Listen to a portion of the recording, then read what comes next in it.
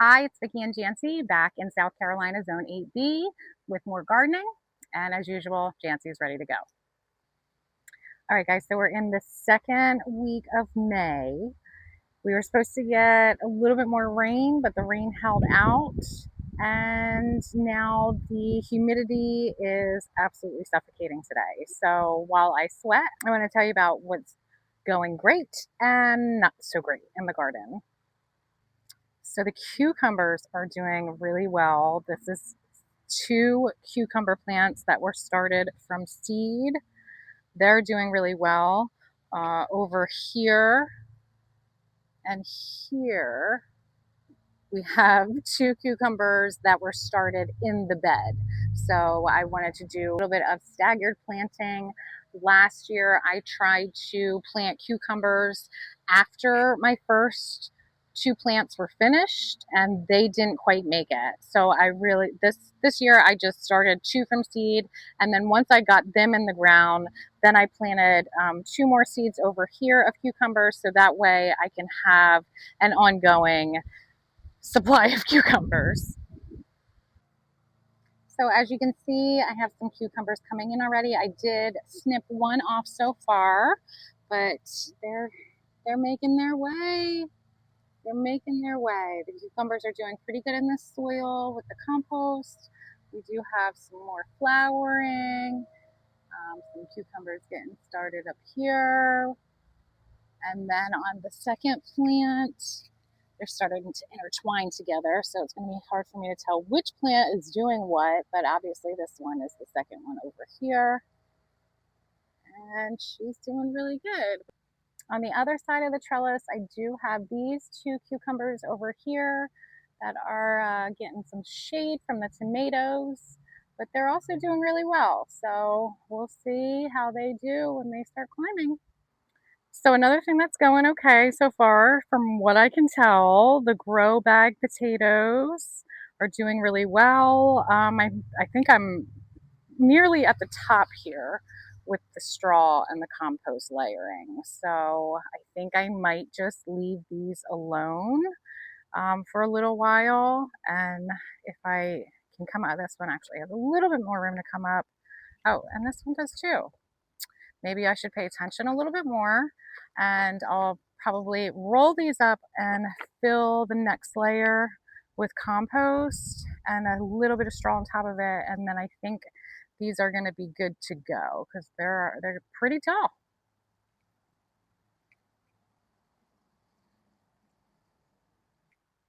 So you can see the peppers. I would have sworn I planted a jalapeno pepper, but I think I'm incorrect. I planted a lunchbox, which I knew I did, and that's this one right here. And you can see it's already starting to produce, and it's definitely flowering. So it's doing pretty well, the lunchbox. Over here I have the green bell, which is also flowering and doing really well. And then over here, this is the one I thought was a jalapeno, but I was incorrect. It's a red bell, and she's also flowering. So we'll see how they do. These are actually under a tree, so they're pretty shaded. These bestie onions, two best friends that seem to want to stick together, they're about ready to get pulled. So the greens are falling over, and this one back here falling over and starting to yellow. I'm probably going to take this one out pretty soon. You can see that one down there. And I mean, these guys are kind of massive. I can't wait to get those out of there. And we still have the garlic. We're waiting for a few more leaves to die off before it comes out, as well as this one, waiting for some more brown before I take it out.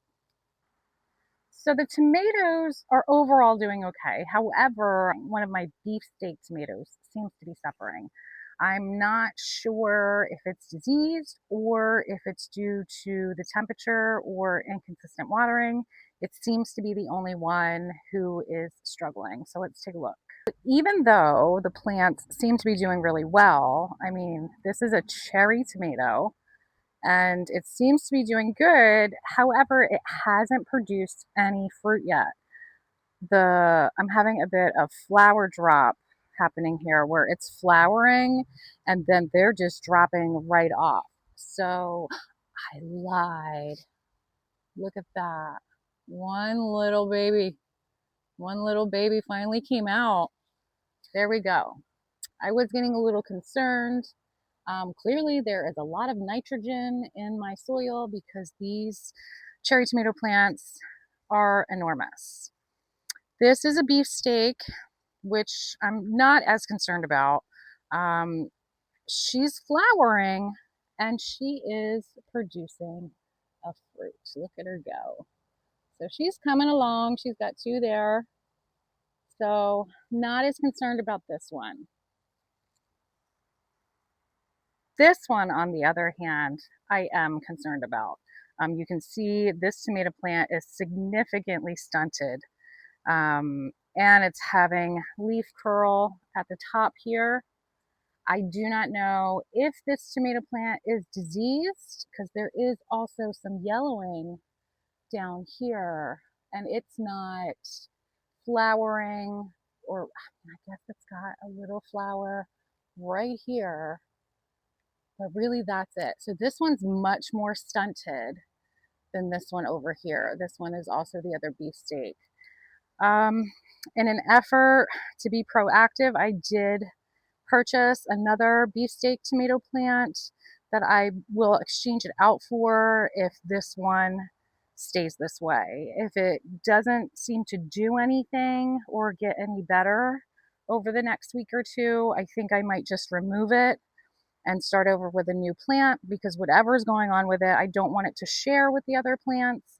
I'm hoping that it'll recover. I'm not 100% certain.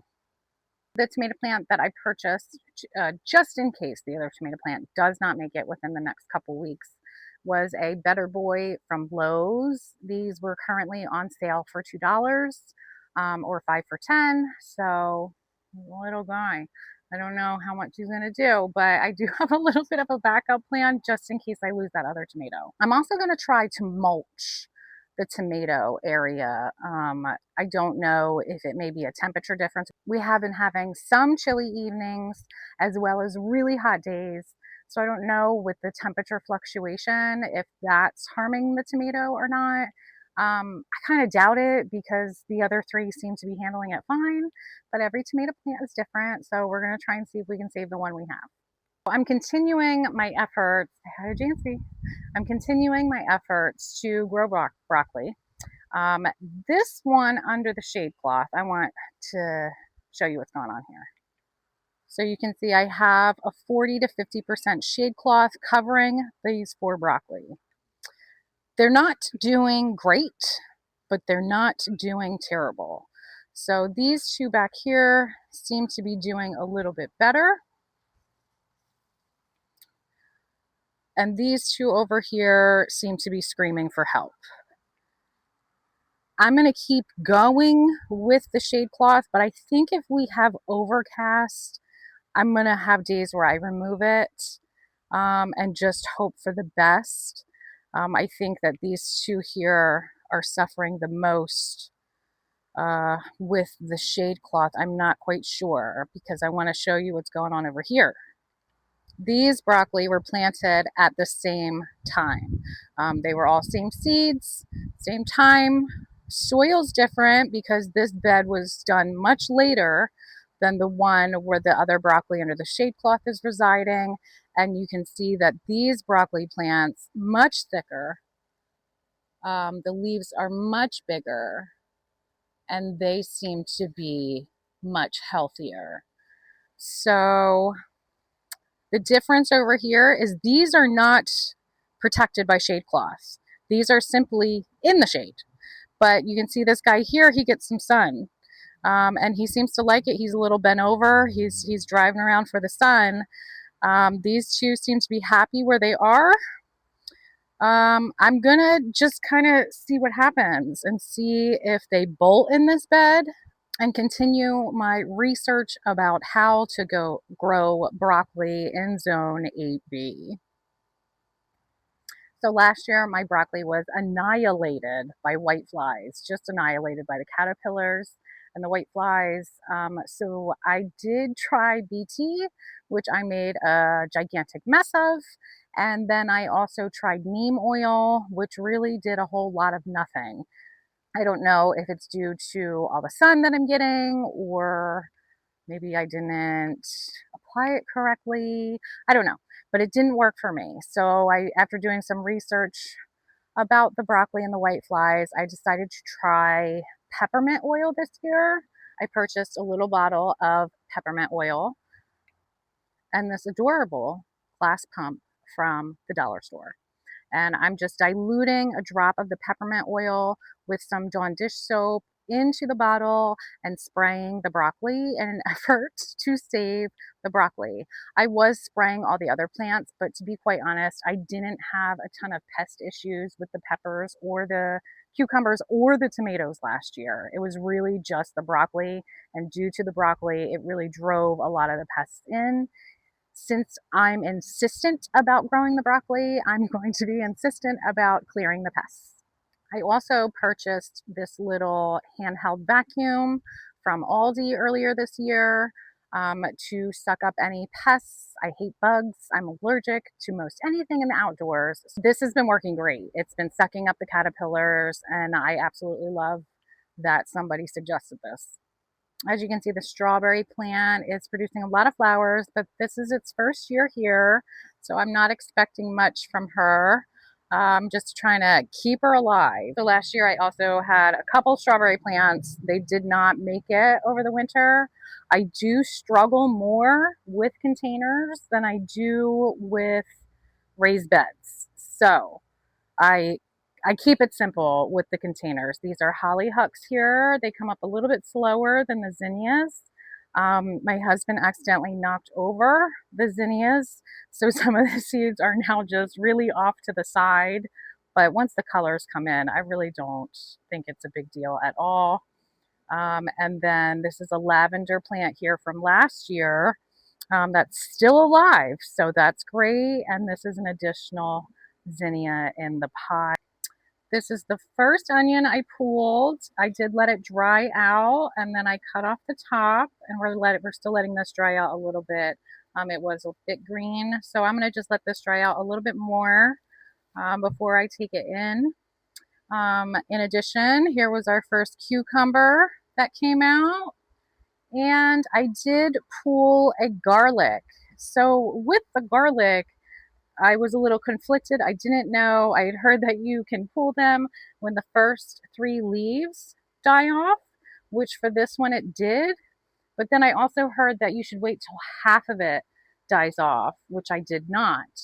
This garlic itself seems a little tight and small. So I'm thinking I'm going to wait with the other 2 garlics that are out there until it gets maybe midway and see what kind of difference that makes.